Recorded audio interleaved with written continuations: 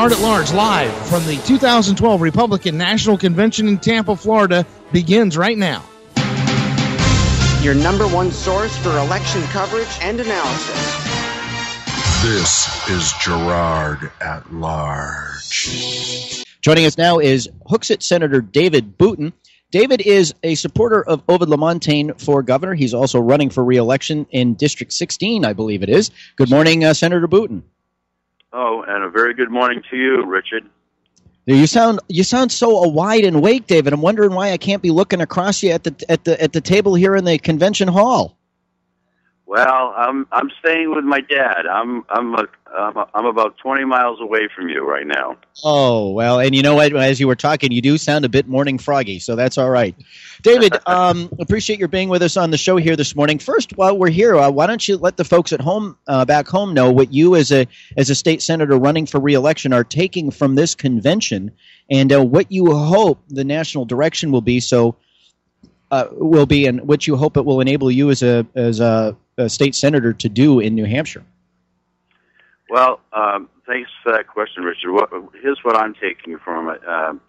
There is just a groundswell of enthusiasm, and folks are charged about our candidates, Governor Mitt Romney, a nominee for president, and Congressman Paul Ryan for vice president.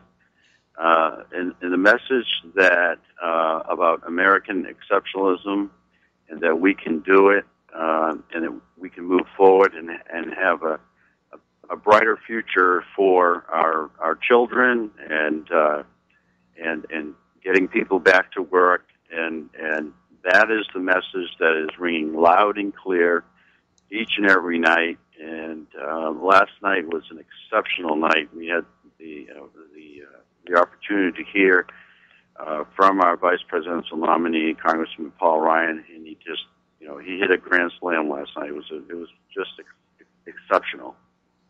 All right. So, David, you have endorsed Ovid LaMontagne's campaign for governor. How long ago did you endorse him, and why did you choose to do so?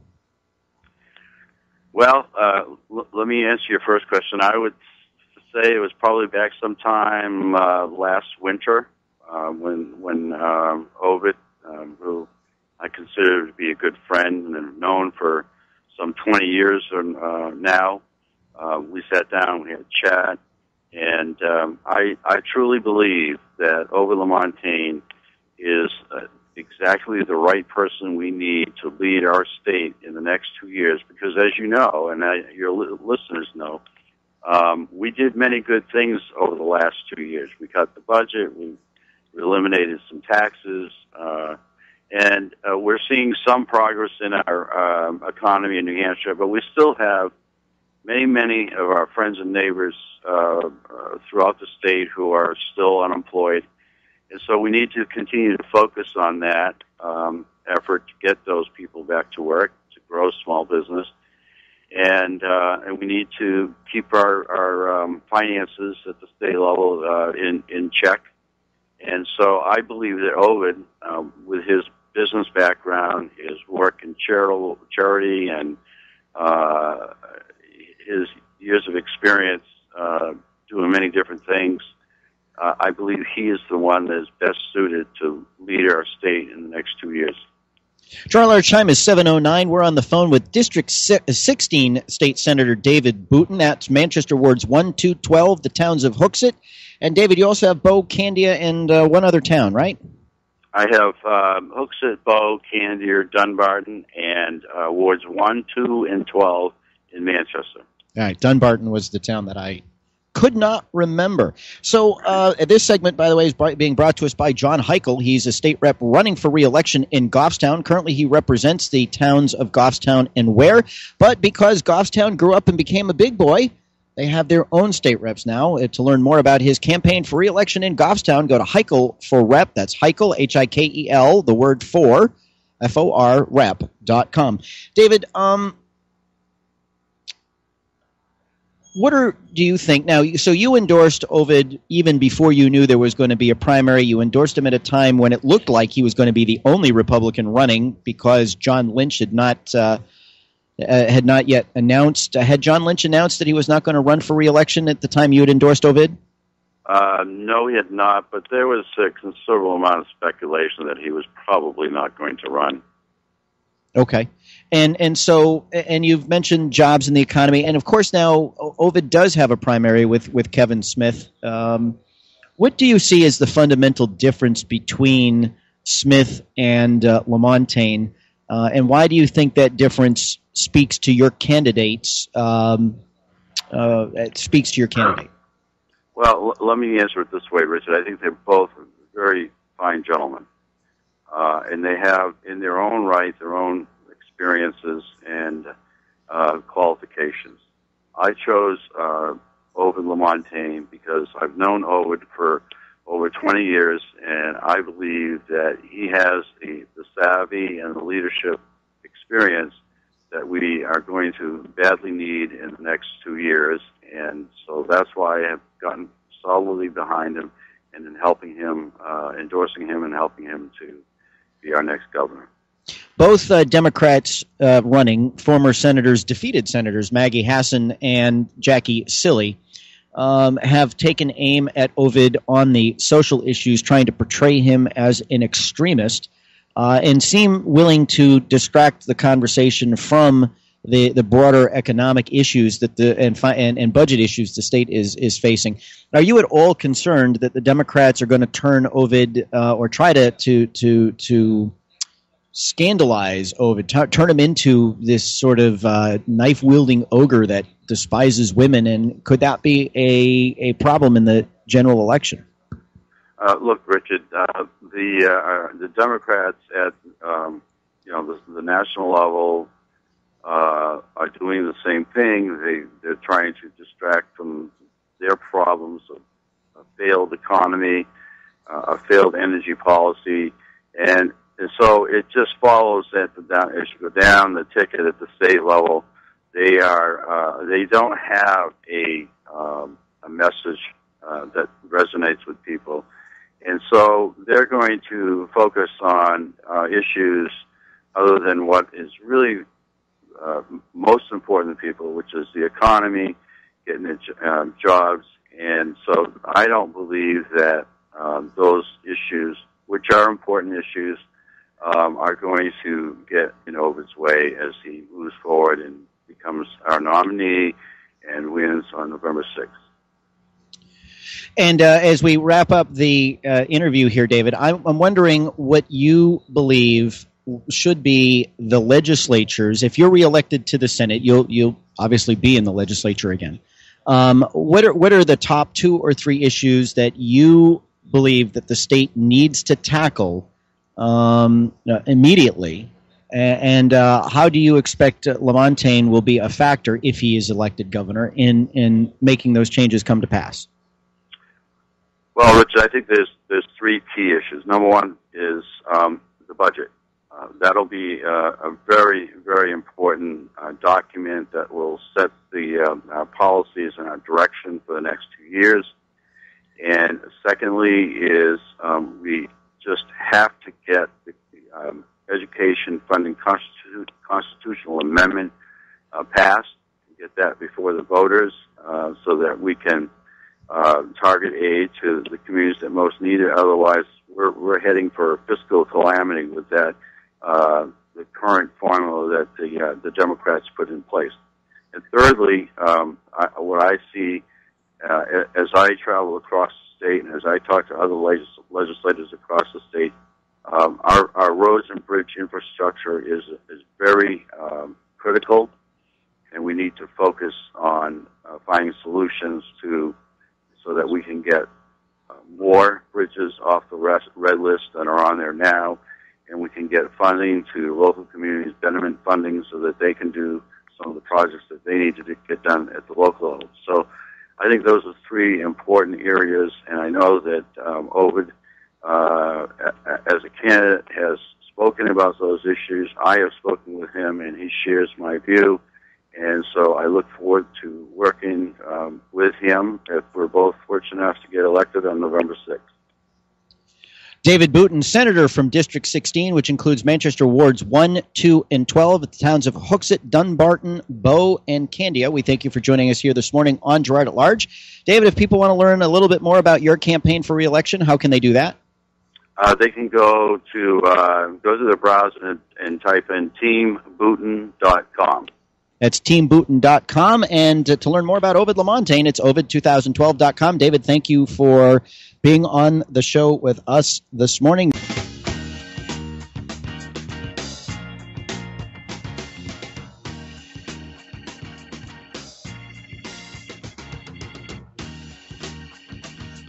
Well, time is 7:18. We are awaiting a call from Ken Hawkins. He's a candidate for the State Senate in District 9, which among other towns includes Bedford, New Boston, Mount Vernon, and Lyndeborough.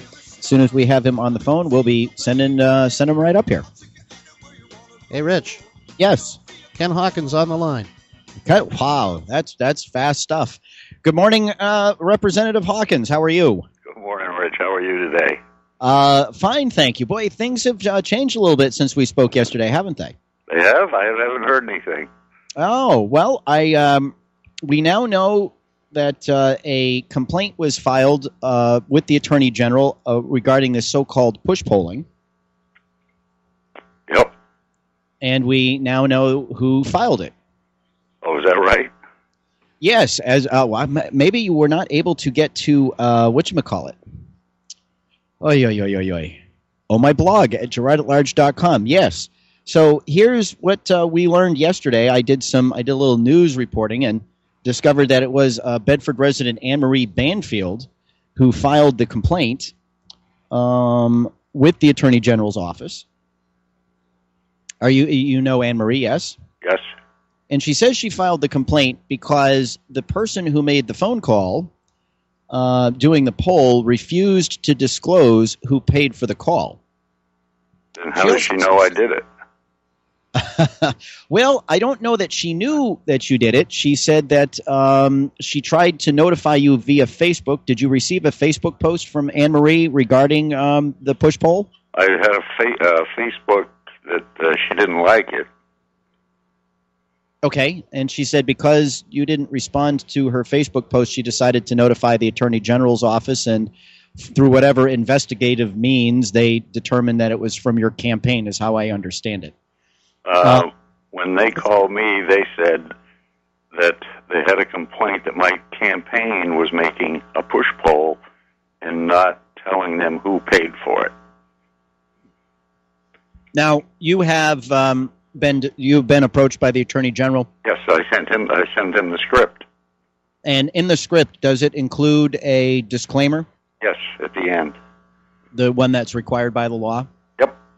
Oh, Anne-Marie, in fairness to her, and I wrote about this on my blog at GirardAtLarge.com, she did say that she does believe that your campaign did provide the legally required material, even though she doesn't like the tactic. Yep. And now does not believe, now that she's learned that you acted in violation of the law. And she's still undecided, Ken, as to who she's going to vote for, by the way.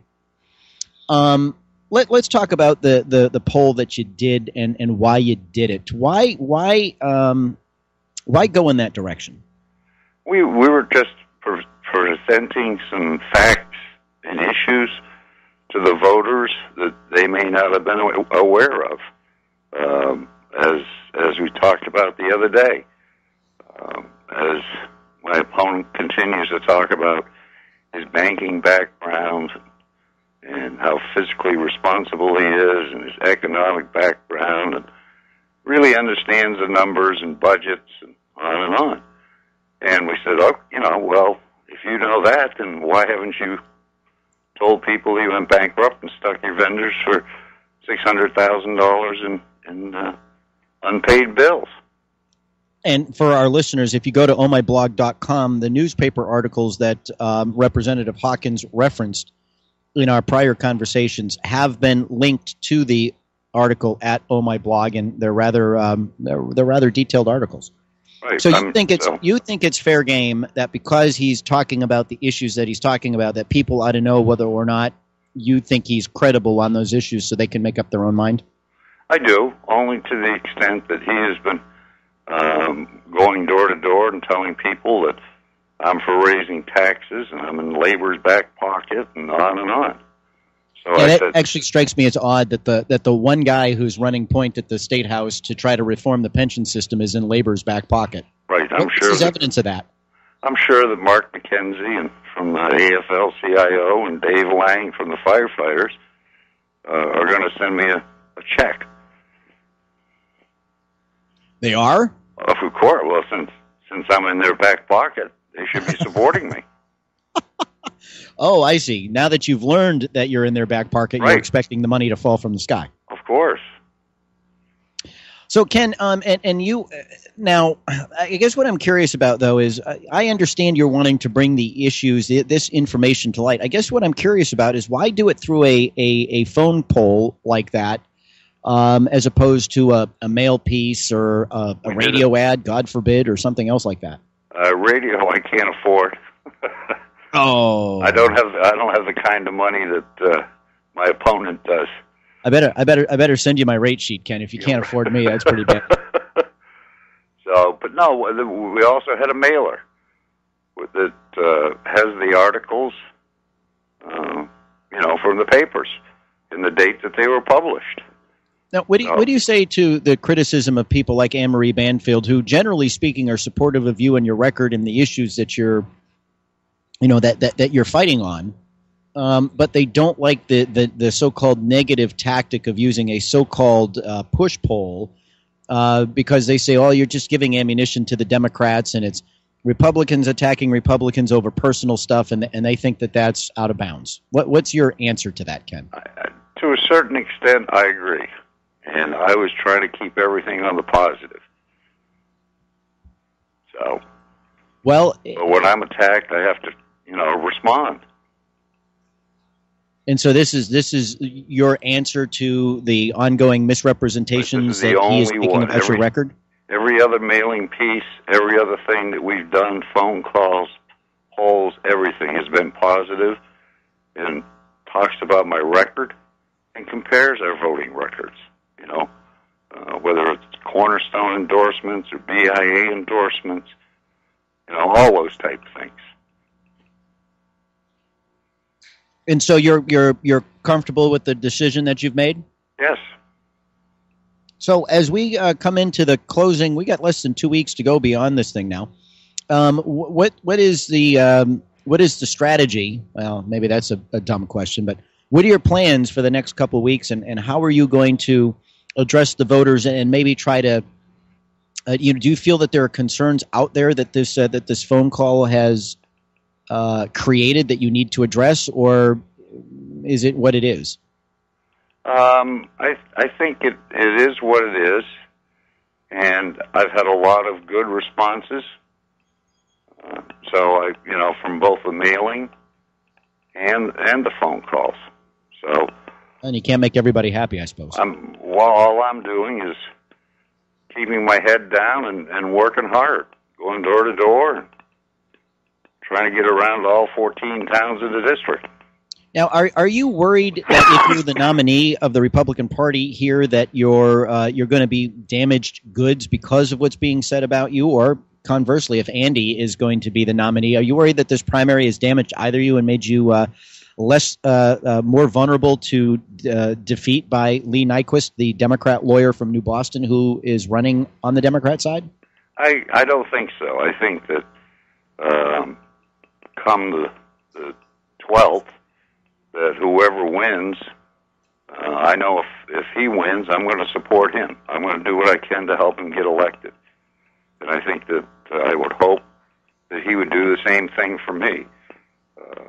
We've tried to do that in all of the primaries. We have a Republican Unity Breakfast on the 14th here at the Manchester Country Club.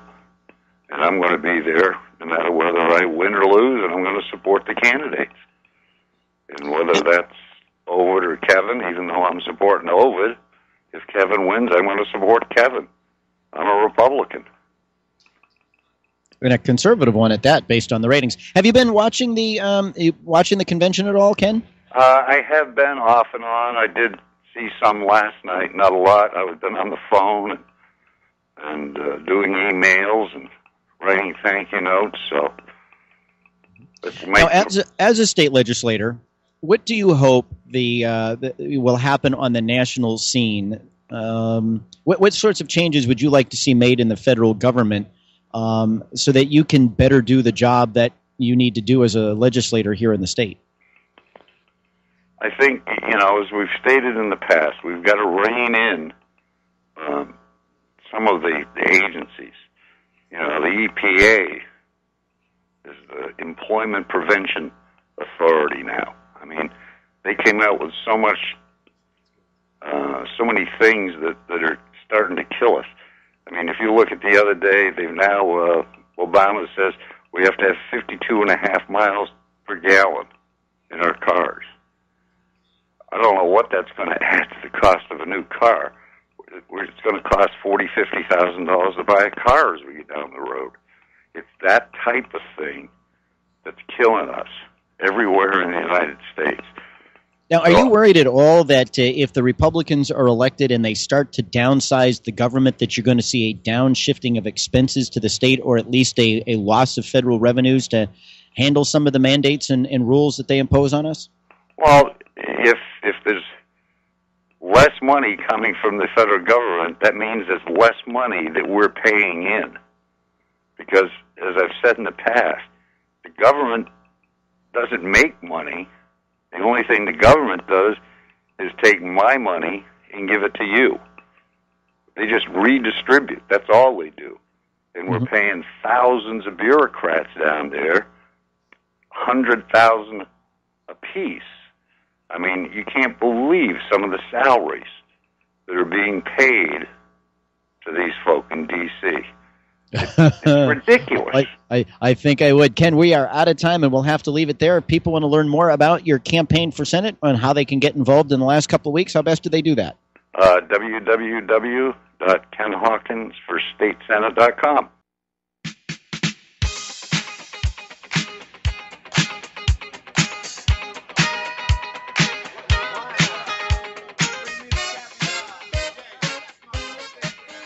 Well, our lunch time is 7:32, and a Tea Party rock star is just 2 booths over from us. We're going to try to get a hold of him. His name is Ron Johnson, and he's the relatively newly elected Republican senator from Wisconsin, elected when Scott Walker was originally elected to the governor's chair.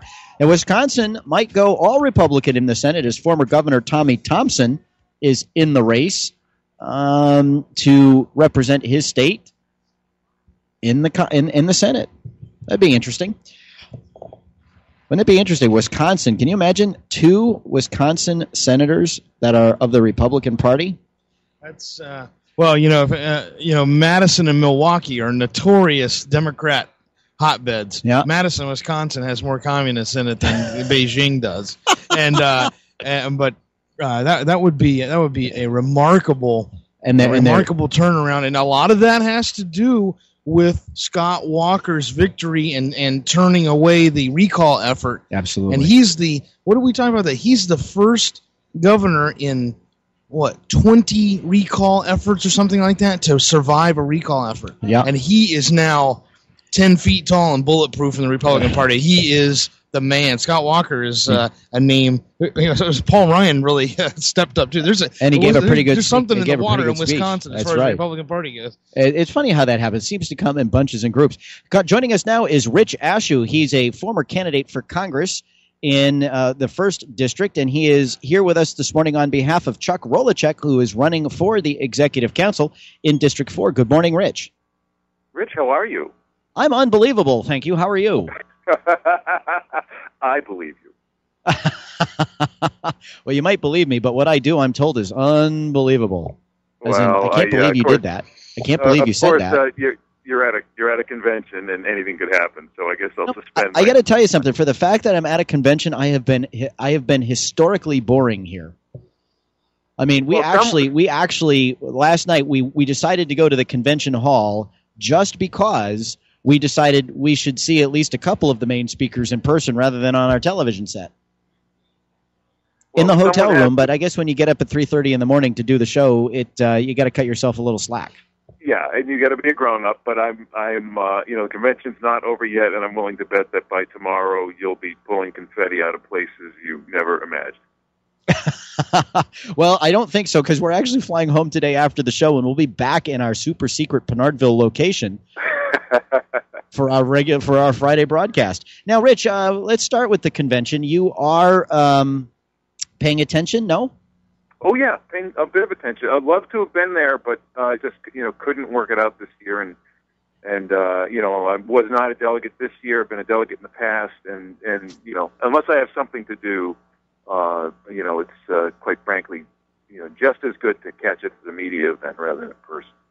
Now, you ran for Congress in 2010, very close primary between yourself and Sean Maloney, and then Frank Ginta, who went on to win the seat.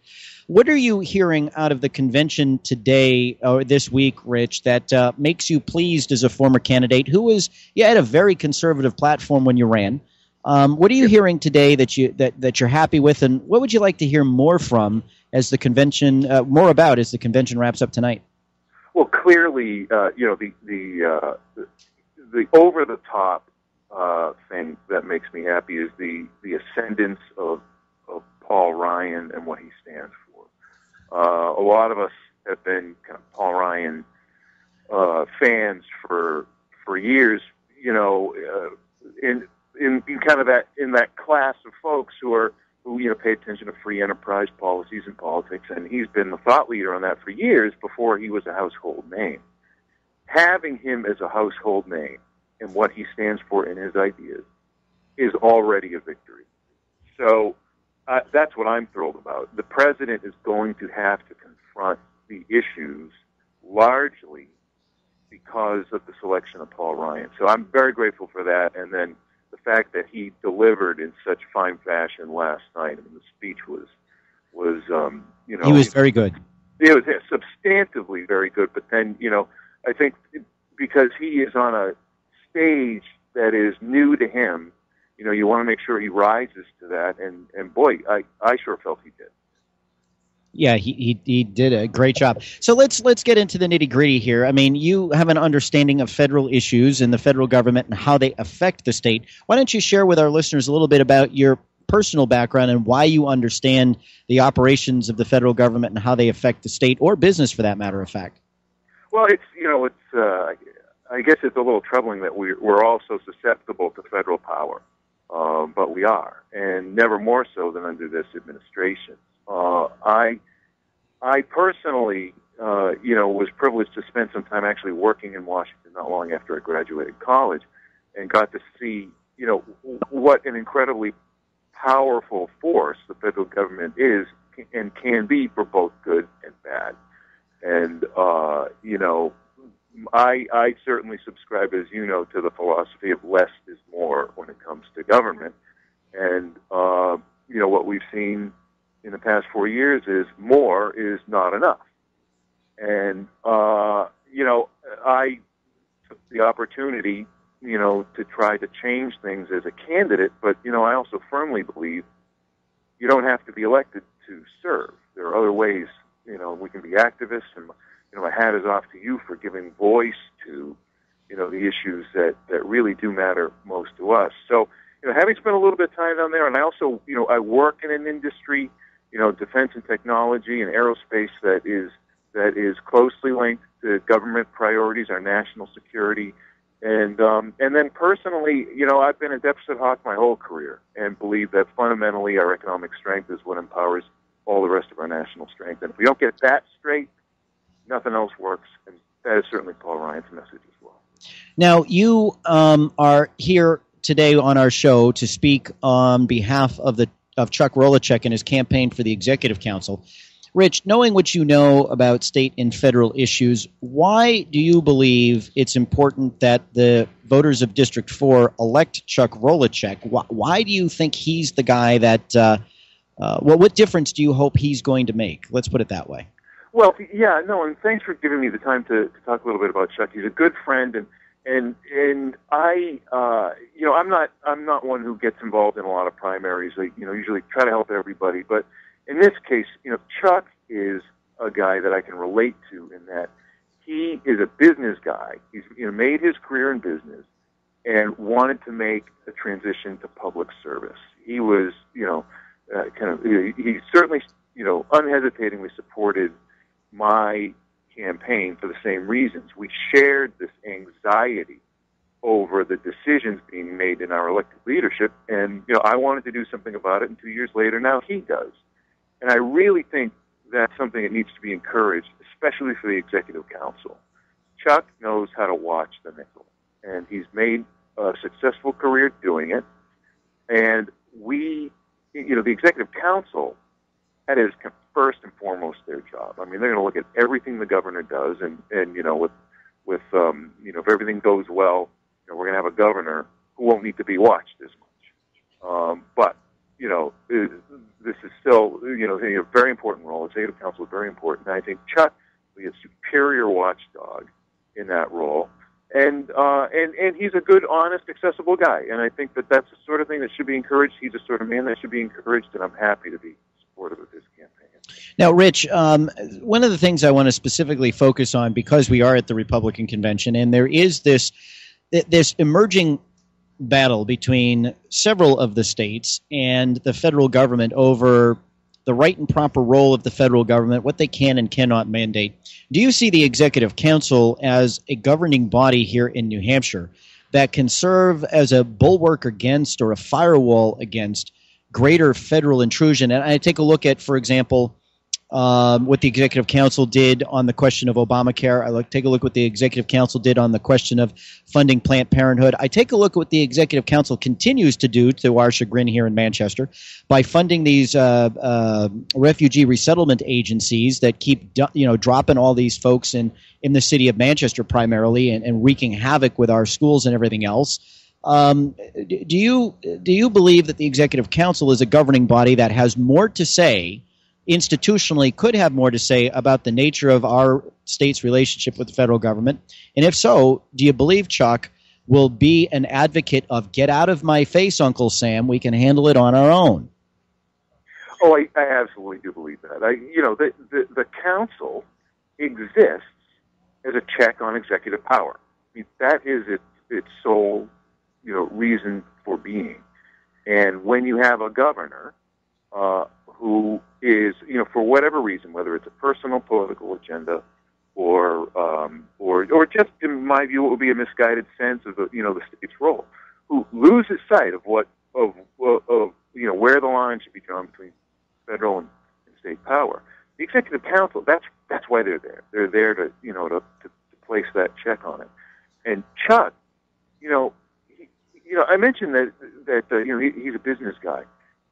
He is going to bring a perspective that I think will be unique on the Executive Council. He is going to question everything, not only because the devil is always in the details, and that's something you learn in business, but also because, he's not a product of the political system. It is not, the system we have now does not really incentivize business people to take up public service. We have a system that rewards, a lot of career politicians, and that is not Chuck. He is not a product of that system. And so I think he's going to re-baseline everything, and he's certainly going to ask questions about, why things are necessary that may have been taken for granted in the past. And I think that's going to be extraordinarily valuable. Gerard, our time is 7:43. We're on the phone with Rich Ashew of Bedford. He recently ran in 2010 for Congress, lost in a hotly contested and narrowly decided primary, which included Sean Mahoney from the Seacoast and current Congressman Frank Ginta.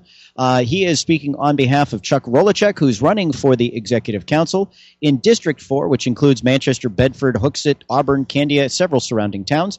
As we wrap up the interview here, Rich, and I appreciate your time this morning, tell us something about Chuck Rolacek that he wouldn't tell us himself, either because he doesn't think it's a big deal, important. Maybe he's too modest. Tell us something about the man that you think people should know, but he wouldn't be the one to say it. Here's what I know about Chuck. He's a huge hockey fan. I don't know, he might share that with you. But he's also a really good family man, and that's hard to do when you run in the hospitality business. But you know, he makes a very hard job look really easy. And again, it's another reason why I was grateful that he decided to take some of that energy that he's displayed and devote it to public service. Something that really needs to be encouraged. I think that our party, needs to be good at a lot of things in these particular economic times. Having someone who comes out of the business world is going to be very, very valuable. But he's not going to tell you he's a really good guy. I'm going to tell you he's a really good guy, and I am grateful that he's running. I'm grateful that you're giving some time to talk about the campaign. It's very, very important. All right, Rich, thanks for joining us here this morning on Girard at Large. To learn more about Chuck Rolachek's campaign, go to Chuck Rolachek, that's ROLECEK, ChuckRolachekNH.com. That's ChuckRolachekNH.com. Thanks again, Rich. It was good to talk to you.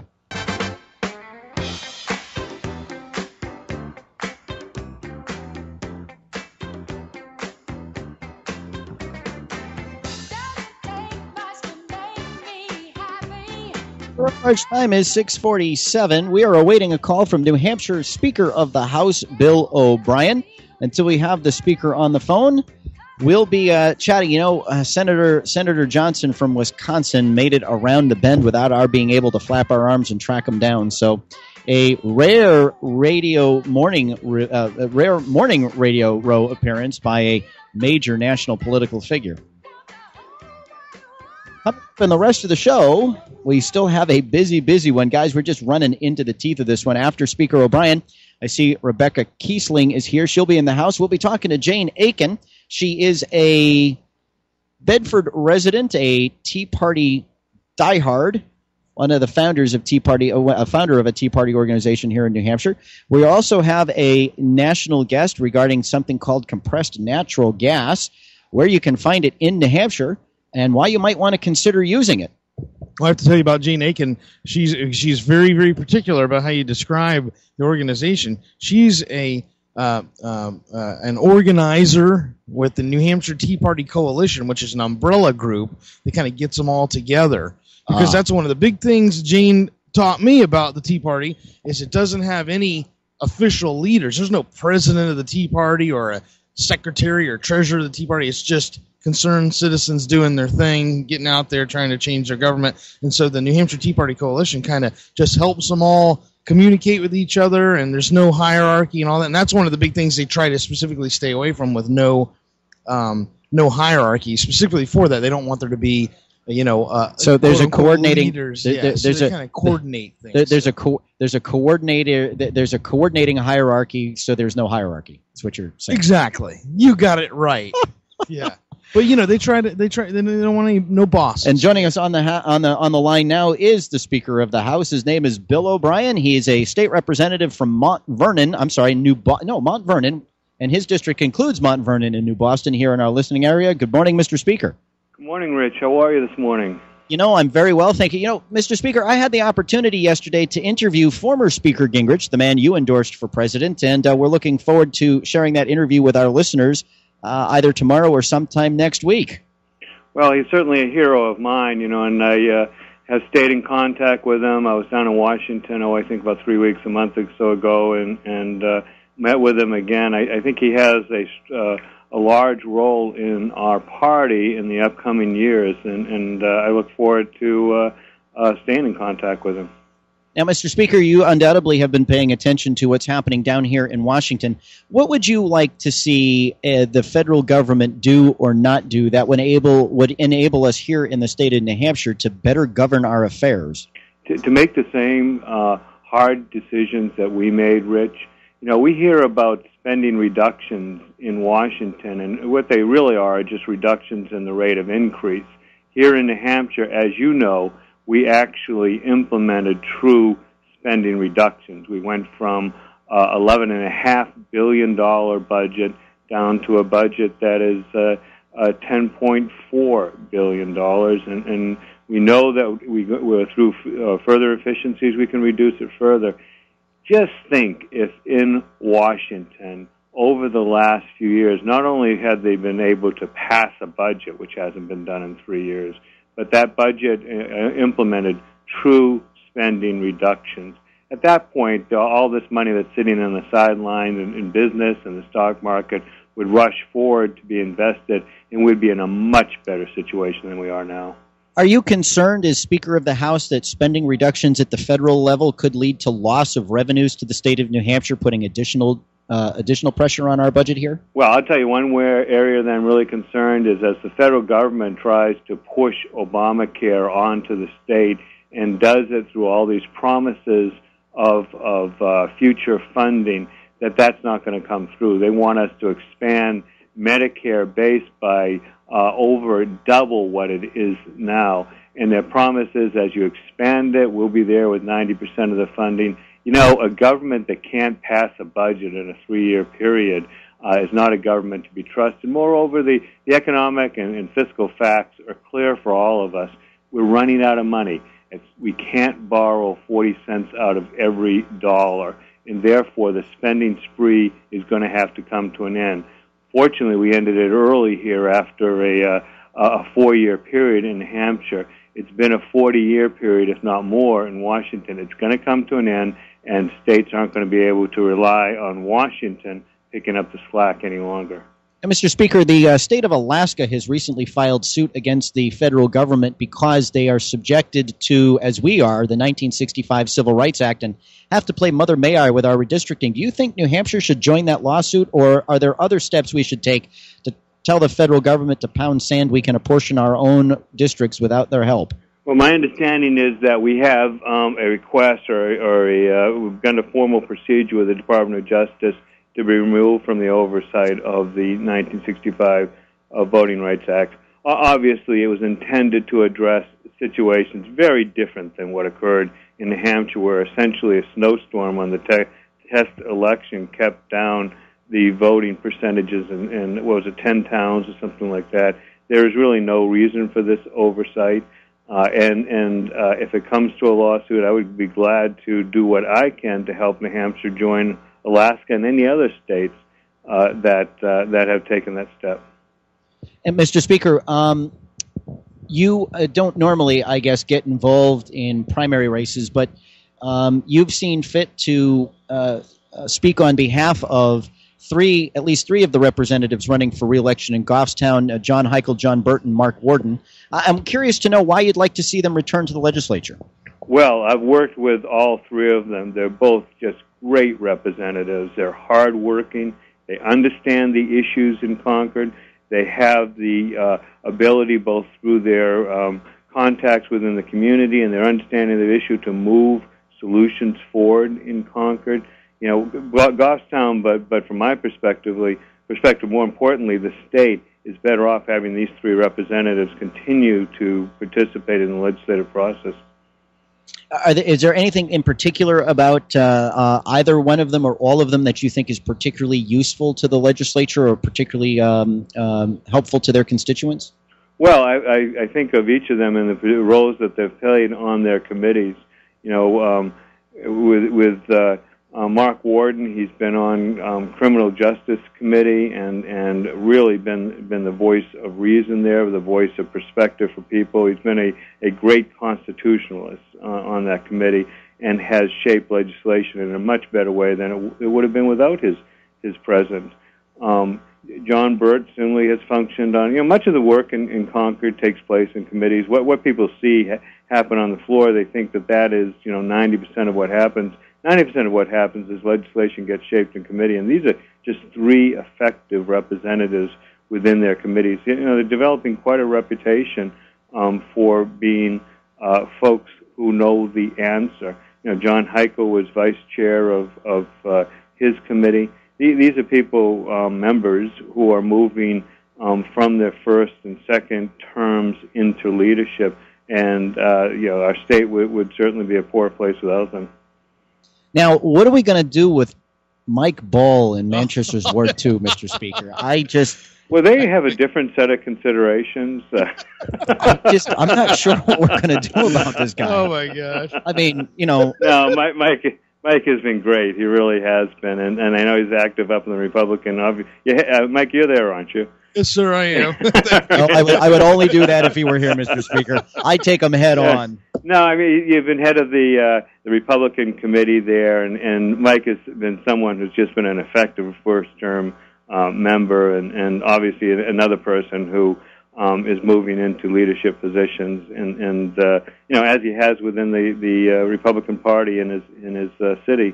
So, again, another representative we really need to return. Yeah, you know what I like, and I would say that even if he isn't there with you, Rich. you know what I like about Mike Ball? What's that? I'm his constituent. He has to listen to me. Really? Mike, I'm the only one who has to. That's a problem. Right. So, Mike, you're actually listening to people now? Or? Yeah, I guess so. Boy. Well, thank you for your very gracious words. Despite that, Mr. Speaker, when we were in the arena here at the RNC convention over at the Tampa Bay Times Forum, they have the two debt clocks up on the wall. One is the national debt clock, and the other one is the clock that has run the national debt since the beginning of the convention, and it's already over $5 billion. Or is it $5 billion? $5 billion. It went over $6 billion last night. Right. While we're over there looking at that, we've already run up more debt than we spend in a year running the government of New Hampshire. When you're getting to sit there and while you're eating a sandwich and watching this thing rack up like that, you realize the enormous amount of fiscal difficulties we have. With our budget, what is your prediction of how much more we can cut out of the New Hampshire budget to get things more streamlined? Well, it's a powerful message seeing those debt clocks. As I was watching some of the speeches last night, and they would pan across the crowd, and you would see it there. It's horrifying to see the America's fortunes and Treasury ticking away that way. We in New Hampshire have to recognize the reality of and the need to have smaller government. We have reduced spending overall almost by $1.2 billion in New Hampshire, 11% of the overall budget. We reduced the state-funded portion of the budget by almost 18%. As I said before, we're at $10.4 billion in spending over a 2-year period. A portion of that we assume is going to lapse, which means that the agencies will return somewhere between 100 and 200 million. So I think we can certainly target $10 billion as being enough spending, and the reason for that is the extra $400 million that could go directly to business tax reduction. We're in the bottom 10 states in the country when it comes to high business taxes. We started off at number 50. We've moved up, I think, certainly after last year, we know it was 5 positions. I think we've moved up another 3 or 4 positions as a result of further tax reductions that we had the second half of our term. We have to get back into the top 10 in the country. And an important way to do that is to reduce the spending and look at the business profits tax, the business enterprise tax in particular, and see where we can make reductions. I'm sorry to interrupt you, sir. Thank you. We're going to have to leave it there. We're flat out of time.